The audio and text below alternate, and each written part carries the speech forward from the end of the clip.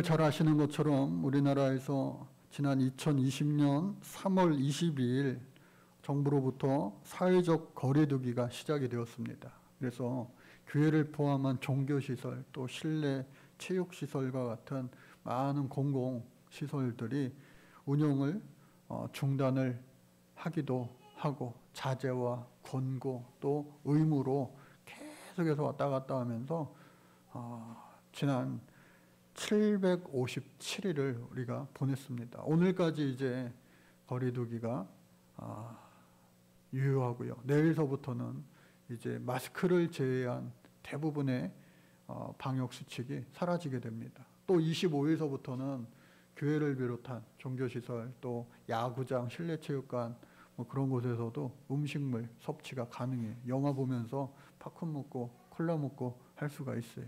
뭐 그동안 영화 보러 가신 분이 어디 있으시겠어요? 한 번도 가기가 힘들었죠. 그래서 지난 757일 동안 그야말로 긴 시간을 우리가 보냈습니다. 달수로 따지면요, 약 만으로 하면은 25개월 정도 되고요. 정확히 얘기 한 달, 두 달, 달수로 따지면 또 26개월이 됩니다. 26개월이라고 하는 거는요, 저 때의 군 생활입니다. 군대 한번 갔다 온 거예요. 예, 지금 젊은이들은 이제 18개월만 군대 갔다 오면은 됩니다. 그러니까 코로나 기간 동안 국방의 의무를 다 한 젊은이들도 있을 거예요. 또 뿐만 아니라 2년제 대학이 있죠. 4년제 대학도 있지만 2년제 대학을 입학을 하고 또 졸업을 하고 직장을 취직하고 이렇게 알차게 시간을 보낸 친구들도 분명히 있을 거예요. 참 여간 어렵고 쉽지 않은 그러한 세월이었지만 그래도 하나님 은혜 가운데 우리가 믿음의 끈을 놓지 않고 하나님과 연결되어서 오늘 이 자리에 있는 줄로 믿습니다. 그래서 그 757일이라고 하는 이 날짜를 제가 시간으로 계산해 봤어요. 18,168시간입니다. 하루 24시간. 18,168시간. 여러분, 이 중에 잠자는 시간이 한 3분의 1 정도 됐을 테고요. 이 중에 여러분들 하나님 앞에 얼마나 기도하셨습니까? 얼마나 예배하셨습니까? 얼마나 찬양하셨습니까? 또 얼마나 헌신하셨습니까? 시간을요, 또 제가 분으로도 계산해 봤어요. 그랬더니 109만 80분이에요. 109만 80분. 또 이거를 초로도 제가 계산해 봤어요. 계속 지금도 초 흐르고 분분분분이 흘러서 1시간 남짓 우리가 이 주일 예배를 드리고 있는데 6,540만 4,800초예요. 그러니까 이 짧지 않은 이 시간을 우리가 어찌됐든 지나 보냈어요. 그런데 재미난 것은 어제 뉴스를 보니까 이제 골목 상권들이 부푼 기대감을 가지고 있다는 거예요. 그동안 많은 것들이 뭐 대기업들도 마찬가지고 뭐 글로벌 경시도 마찬가지고 모든 것이 다 침체되었었는데 이제는 이 거리두기 해제로 말미암아 뭐 큰 데야 어느 정도 이렇게 버틸 수 있는 힘이 더 큰 거 아니겠어요? 그런데 작은 식당들 같은데 소규모 사업장들 같은데 정말로 버티고 여기까지 그래도 버텼는데 이제 거리두기가 해제되니까 이제 숨통이 트일 것 같다. 그래서 재료도 막 준비하고 왜 막 예약이 들어오니까. 그래서 사람들이 조금밖에 안 올 때는 그냥 부부가 하고 혼자 하고 했는데 이제는 사람들을 뽑아야 되는데 사람들이 없다는 거예요. 뉴스 보셔서 아시겠지만 일할 사람들이요 구하기가 힘들다는 거예요. 값을요, 일당을요 계속 조금씩 올려도요 하겠다는 사람이 별로 없다는 거예요. 이런 상황들을 보면서 그 마음이 얼마나 답답할까. 그러한 걱정이 저도 되더라고요. 또 한편으로 저게 비단 저 가게 하는 분들, 그런 분들의 그러한 상황뿐일까? 오늘 우리 한국교회의 모습은 과연 어떤가 하는 생각을 해봤어요. 정말 심할 때는요, 이 좌석에 10%만 예배해라, 온라인 예배해라 하니까 어쩔 수 없이 거기에 맞춰서 이렇게, 물론 안전을 위해서도 하였지만 거기에 맞춰서 하다 보니까 정말로 예배실마다 그 인원 맞추느냐고 쪼개고 막 그렇게 하기도 하였습니다. 물론 그 전부터 교회에 와서 예배하기 힘든 분들은 온라인이 조금씩 좋아짐으로 말미암아 조금 더 만족스러운 예배가 되고 있습니다. 그러한 일부의 성도님들도 없지 않아 계세요. 그러나 대부분은 하나님 전에 나와서 예배하기를 원하는데 그러지 못한 그러한 상황들을 오늘 우리가 보내야만 했어요. 그런데 이제 그런 모든 것들이 이제 완전히 해제가 되어서 마음껏 빈자리 없이 다 예배해도 된다라고 말하는데 여러분 준비되셨습니까? 마치 그 골목 식당들의 모습이 어쩌면 우리의 모습이 아닐까, 그 애타는 심정이, 그런 생각을 저는 해보게 되었어요. 이제는 마음껏 예배해도 되는데 여전히 빈자리가 있다라고 한다면 그 하나님의 입장에 보세요. 우리의 주인 되시는 그 하나님의 입장에서 얼마나 더욱더 안타까우실까 하는 생각을 해보게 되었어요. 그래서 여러분 한국교회와 또 세계 모든 열방교회, 또 무엇보다 우리 새비전교회에 빈자리가 없도록 많은 죽어가는 영혼들, 또 신앙생활 하려고 했다가 멈칫하다가 그 겨자씨만한 믿음조차도 다 잃어버리고만 그 잃어버린 양들을 찾아서 여러분들 우리가 그동안 기도하고 또 계속해서 섬겼지만 이제는 더욱더 그들을 위해서 찾아가고 데려오고 하는 시간이 시작될 줄로 믿습니다. 그래서 여러분들 내 신앙 지키기도 힘들면요 그 일 감당 못합니다.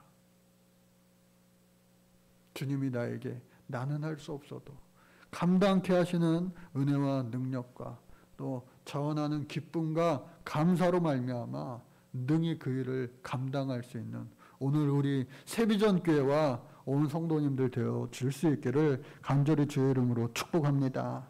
그래서 오늘 이 말씀 보니까요, 부활의 복된 소식을 이제 전하고 있습니다.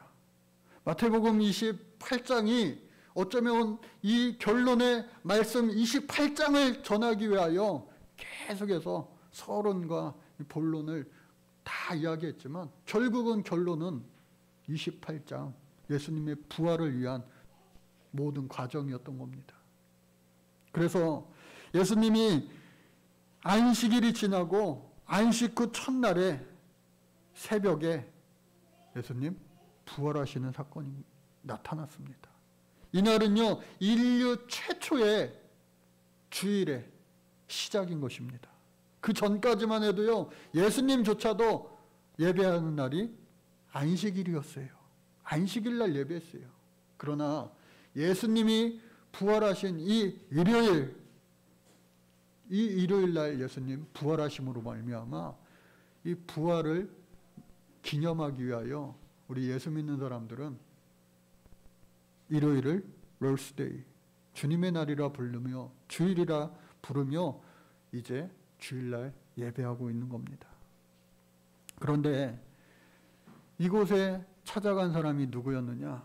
안타깝게도 저도 남자지만 부끄럽지만 베드로를 비롯한 모든 이 12제자와 많은 이 남자 제자들이 그곳에 찾아간 것이 아니라 재빨리 제일 먼저 찾아간 사람은 예수님의 마지막 죽음의 그 십자가의 처형 그곳에도 있었고 또 요셉이 예수님의 시체를 취하여 돌무덤에 매장하는 그 곳에도 있었던 바로 막달라 마리아와 여인들이었어요.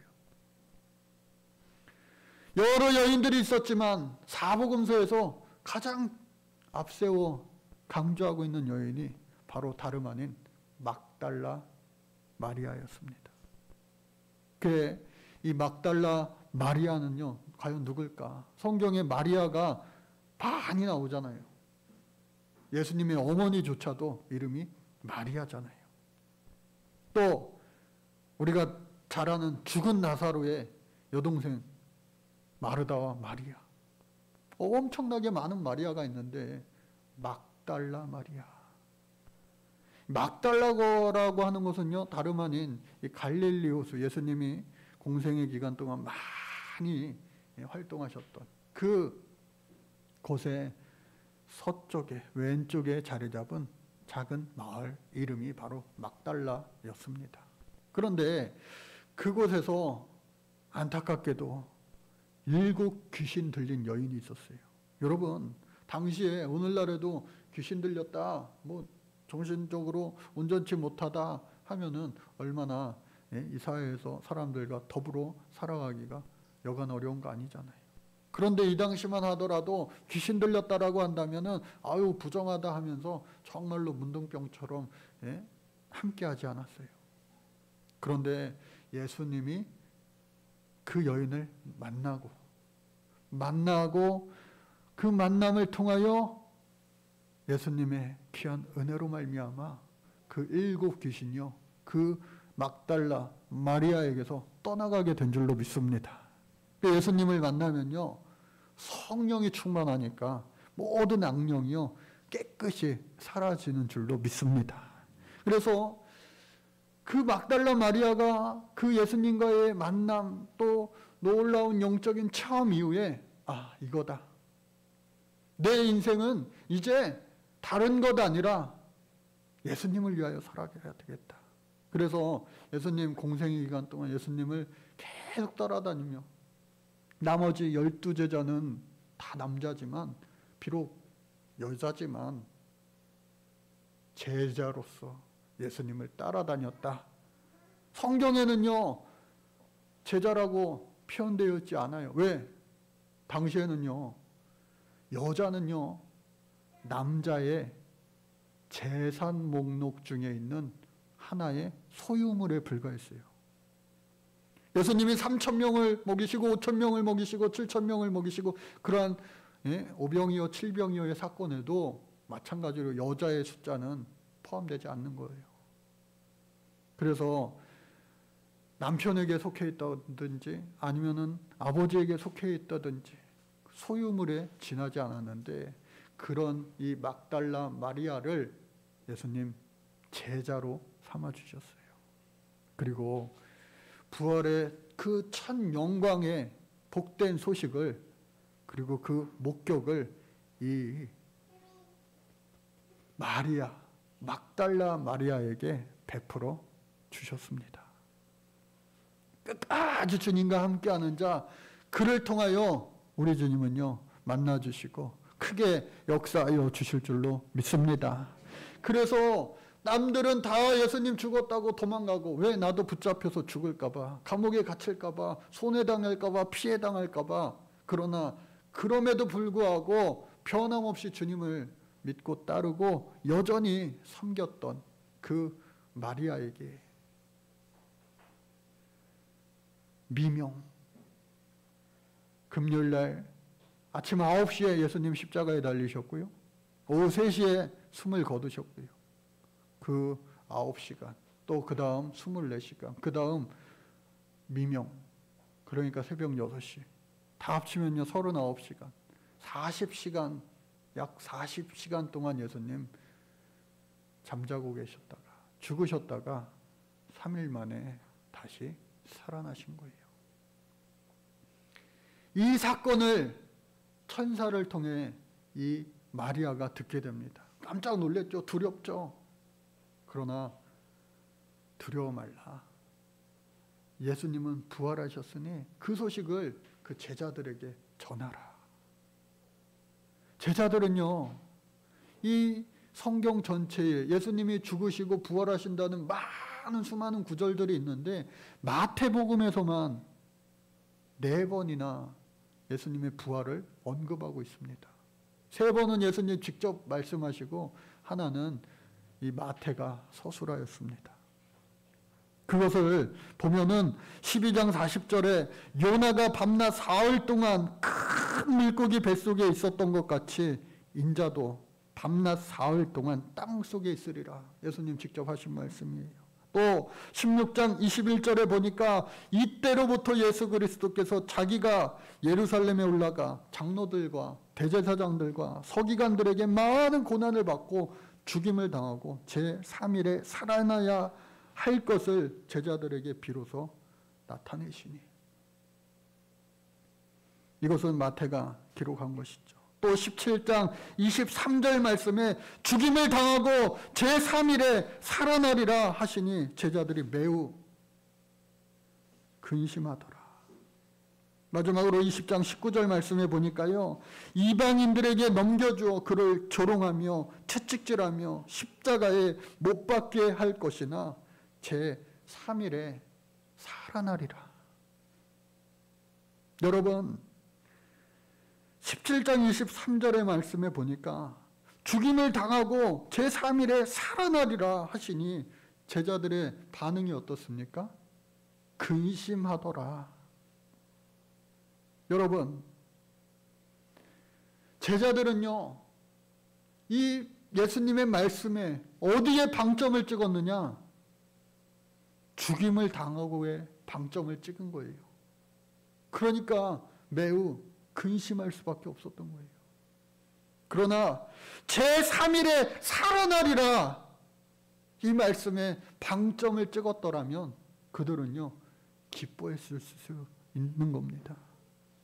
오늘 저와 여러분들 코로나의 757일의 긴 터널을 지나면서 개중에는 아유 목사님, 이 기간 동안 하나님 더욱 깊이 만났고요, 하나님 더욱더 친밀한 교제가 있었고요, 그러면서 더욱더 하나님 앞에 받은 건강의 축복도 있고요, 물질의 축복도 있고요, 잘됨의 축복도 있고요, 그러한 고백이 있습니다.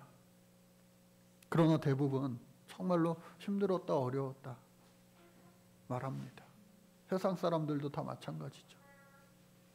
그러나 여러분, 어느 곳에 방점을 찍겠습니까? 어려웠어요, 힘들었어요, 앞으로도 잘 모르겠어요, 그것에 여전히 방점을 찍고 사시겠습니까? 아니면 이제는 새로운 내일을 향하여 부활하신 예수 그리스도처럼 우리도 다시 일어나야 되겠습니다 라고 하는 것에 인생에 방점을 찍고 살 수 있는 소망 있는 저와 여러분들 되어질 수 있기를 간절히 주의 이름으로 축복합니다. 오늘 이 막달라 마리아가 바로 그러했습니다.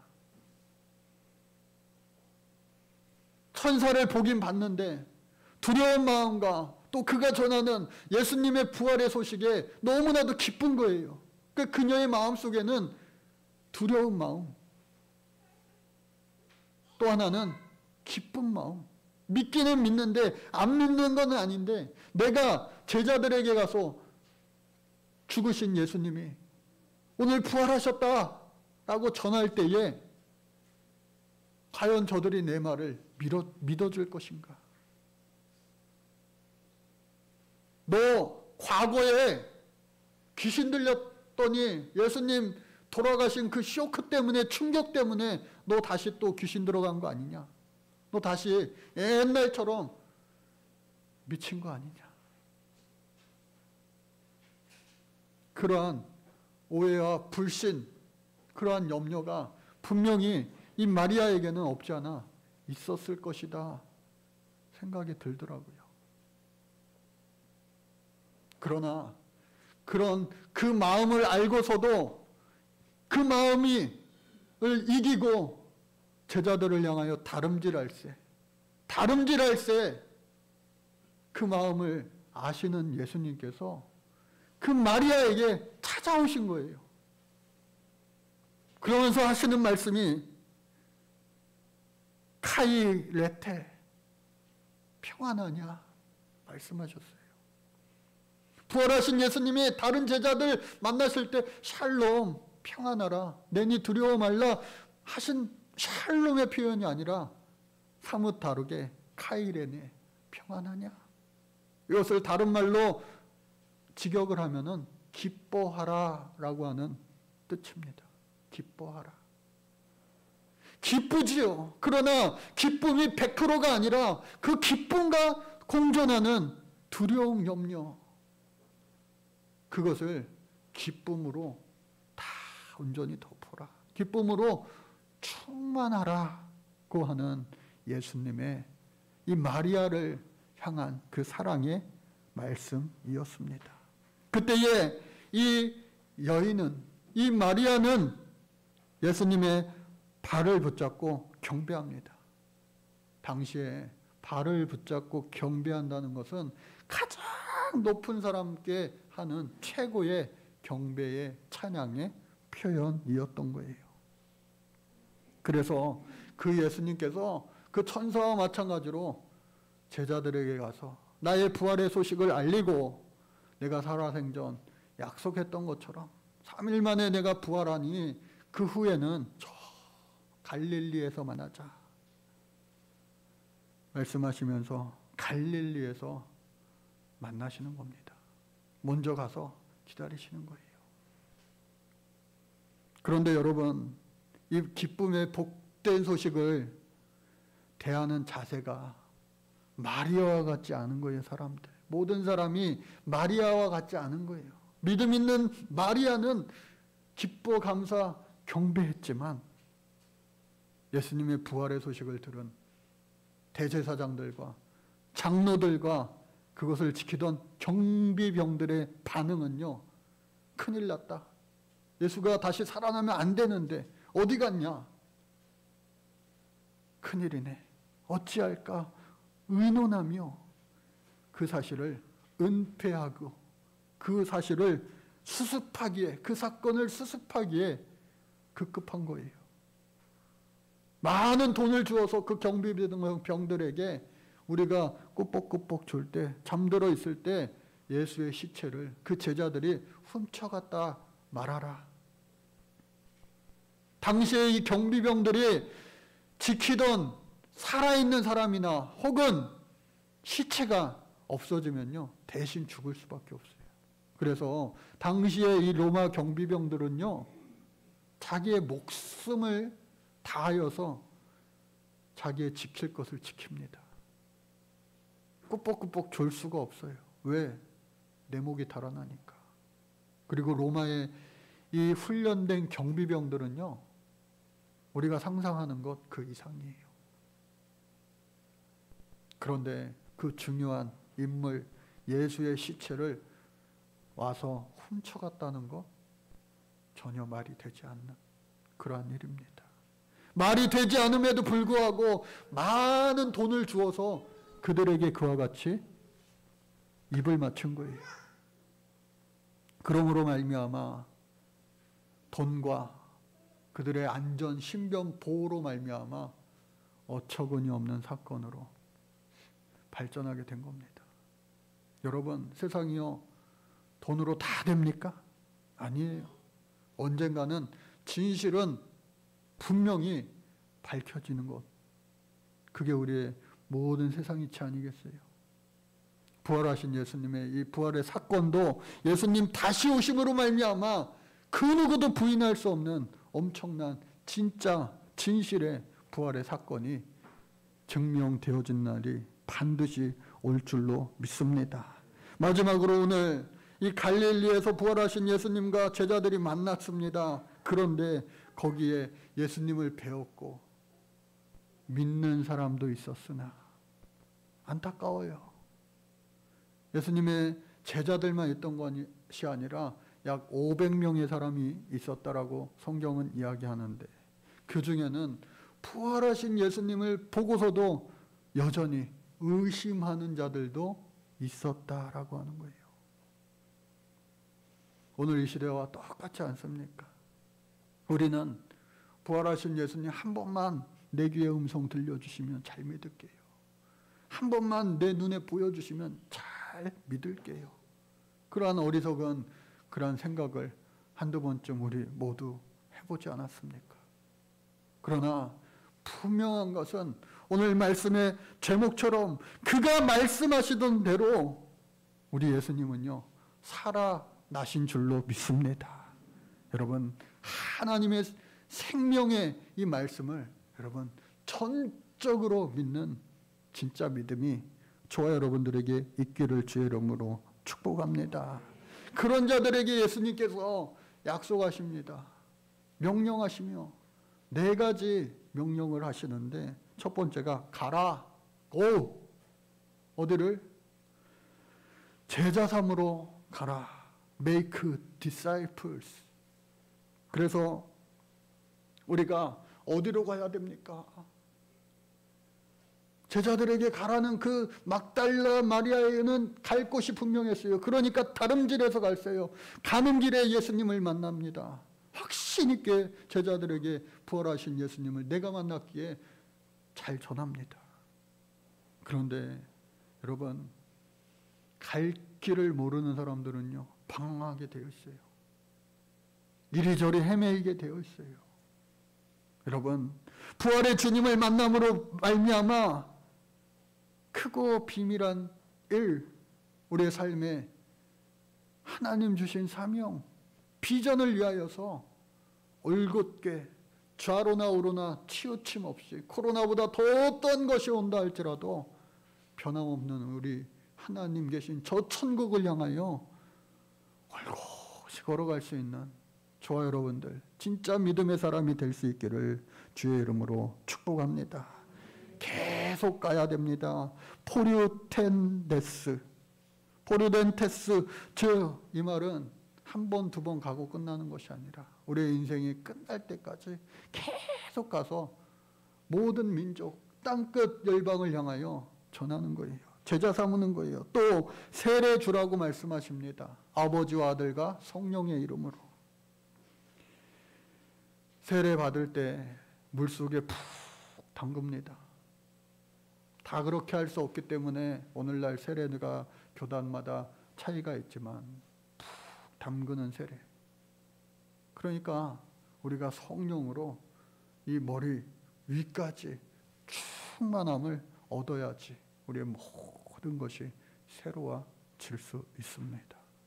성령의 세례를 여러분들 모두 경험할 수 있기를 축복합니다. 그리고 우리가 해야 할 일은 뭐냐? 가르치라는 거예요. 예수님 당시에는 가르치는 말을 하지 않으셨어요. 너희 선생은 하나요, 너희는 다 형제니라 예수님 말씀하셨어요. 그러나 오늘 이 시대에 사도 시대를 지나 성령 시대를 살고 있는 오늘 우리가 알지 못하는 사람들에게 우리가 만난 예수님을 전해야 됩니다. 저와 여러분들 오늘 이 성령의 시대, 오늘 특별히 부활주의를 맞이하여 이제 내일부터는 팬데믹에서 엔데믹으로 전환되는 이 오늘이 아주 특별한 날이 우리 신앙사에 개인적으로도 교회적으로도 온 교회, 한국교회와 온 세계 교회들이 정말로 새로워질 수 있는, 그야말로 우리의 잠자던 이 영혼이 다시 깨어나는 그러한 부활주일이 될 수 있기를 간절히 주의 이름으로 축복합니다. 모든 염려, 불안, 초조, 그 무엇들 부활의 주를 만남으로 기쁨으로만 충만할 수 있기를 주의 이름으로 축원합니다. 하나님 감사합니다. 이 시간 2000년 전 우리를 위하여 죽으신 예수 그리스도를 생각하며 또 마지막 주셨던 그 예언의 말씀, 지상 명령의 말씀을 기억하며 마지막 제자들과 함께 하셨던 그 성찬을 하고자 합니다. 그 옛날 2000년 전 예수님께서 자신의 몸을 내어주시던 그 밤에 떡을 손에 드시고 감사 기도를 들으신 다음 떼어 제자들에게 주시며 말씀하셨습니다. 받아 먹어라. 이는 너희를 위하여 내어주는 나의 몸이니 먹을 때마다 나를 기억하여라. 식후에 주님께서 잔을 드시고 감사 기도를 들으신 후에 제자들에게 돌리시며 말씀하셨습니다. 이 잔을 마셔라. 이는 죄사함을 얻게 하려고 많은 사람을 위해 흘린 새 언약의 피니 이를 행할 때마다 나를 기념하여라. 걸어가신 우리 하나님, 일찍이 우리 주님께서 세상에 보내주셨던 성령을 이 시간 우리에게 충만함으로 덮어 주옵소서. 여기 준설된 떡과 포도주 위에 임하여서 거룩하게 이 식탁을 성별하옵소서. 성령께서 여기 모인 우리 위에 함께하여 주셔서 이 떡과 포도주로 영원한 우리의 생명 양식 되게 하시며 이를 먹고 마심으로 그리스도의 새로운 몸을 입어 세상을 변화시키며 죽어가는 생명을 살리는 능력 있는 우리 모두가 주의 종들 되게 도와 주옵소서. 예수 그리스도의 이름으로 기도드립니다. 아멘.